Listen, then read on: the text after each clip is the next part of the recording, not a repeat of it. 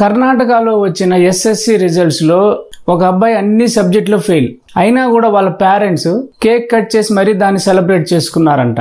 ఎందుకు ఇలా చేస్తున్నారని వాళ్ళ అమ్మని అడిగితే మా అబ్బాయి 10th లో మాత్రం ఫెయిల్ అయ్యాడు, జీవితంలో ఫెయిల్ కాలేదు అని ఆమె చెప్పిందంట. ఎంత గ్రేట్ కదా. మా పక్కూర్లో ఒక అబ్బాయి 600కు 320 మార్కులు వస్తేనే వాళ్ళ ఫ్రెండ్స్ అందరినీ పిలిచి పార్టీ ఇచ్చాడంట.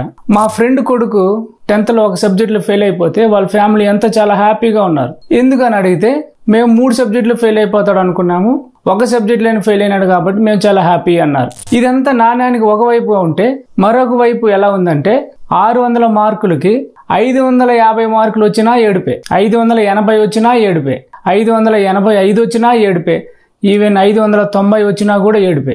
నేను ఒకసారి 50 మార్కులకు పరీక్ష పెడితే రమ్య అనే అమ్మాయికి 34 మార్కులు వచ్చాయి, సుకన్య అనే అమ్మాయికి 45 మార్కులు వచ్చాయి. ఈ రిజల్ట్ చూసి రమ్య ఏడుస్తూ ఉంది.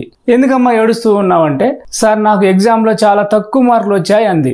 సరే ఒకసారి నీ ఆన్సర్ షీట్ తీసుకురా చూద్దాం అని చెప్పి చెక్ చేస్తే ఆ అమ్మాయి రాసిన దానికన్నా కూడా నేను 2 మార్కులు ఎక్కువ వేసున్నాను. నువ్వు రాసింది ఇంతే, నీకు వచ్చిన మార్కులు ఇంతే కదా, మరి ఎందుకు నువ్వు ఏడుస్తున్నావు అంటే యాక్చువల్ గా ఇక్కడ సుకన్య అనే అమ్మాయికి చాలా ఎక్కువ మార్కులు వచ్చినాయని ఏడుస్తుంది ఈ అమ్మాయి. మరి ఈ అమ్మాయి ఆలోచన విధానానికి కారణం ఏమై ఉంటుందంటే, చిన్నప్పటి నుంచి తన చుట్టూ ఉండే పేరెంట్స్ కావచ్చు, టీచర్స్ కావచ్చు, బంధువులు కావచ్చు, వీళ్ళందరూ కూడా పక్క పిల్లలతో కంపేర్ చేసి ఎక్కువగా చెప్పటం వల్లనే ఈ అమ్మాయి ఆలోచన విధానం ఇలా మారుంటుందని నేను అనుకుంటున్నా. కాబట్టి ఎప్పుడు కానీ పక్కన వాళ్ళతో కంపేర్ చేయకూడదు. ఎగ్జామ్స్ లో ప్రోగ్రెస్ కార్డ్ లో ఎవరి మార్కులు వాళ్ళ ప్రోగ్రెస్ కార్డ్ లో మాత్రమే ఉంటాయి. బ్యాంక్ పాస్ బుక్ లో ఎవరి అకౌంట్ ట్రాన్సాక్షన్స్ వాళ్ళ అకౌంట్ లో మాత్రమే ఉంటాయి. మెడికల్ రిపోర్ట్స్ లో కూడా ఎవరికి సంబంధించిన రిపోర్ట్స్ వాళ్ళ రిపోర్ట్ లో మాత్రమే ఉంటాయి. దీన్ని బట్టి మనం ఏం చేయాలంటే ఎవరి రిపోర్ట్ ని వాళ్లే చెక్ చేసుకొని దాంతో కంపేర్ చేసుకోవాలా గానీ పక్కన వాళ్ళ రిపోర్ట్స్ తో కంపేర్ చేసుకోకూడదు.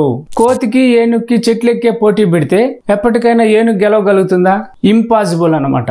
అలాగే పక్కన వాళ్ళతో కంపేర్ చేసుకుంటే నీకు నెగటివ్ రిజల్ట్స్ తప్ప పాజిటివ్ రిజల్ట్స్ అనేటివి ఉండవు. ఎప్పటి కానీ మనతో మనమే పోటీ, మన రిపోర్ట్స్ ని మనమే చెక్ చేసుకోవాలి. దాన్ని బట్టి మనం ముందుకు పోవాలి. ఎగ్జామ్స్ లో పాస్ కావడం కష్టమా, ఎగ్జామ్స్ లో ఫెయిల్ కావడం కష్టమా అని నన్ను అడిగితే ఎగ్జామ్ లో ఫెయిల్ అవడమే కష్టం అని నేను చెప్తాను. అది చాలా కష్టం కాబట్టి ఏమో నేను ఇంతవరకు ఏ ఎగ్జామ్ లో ఫెయిల్ కాలేదు.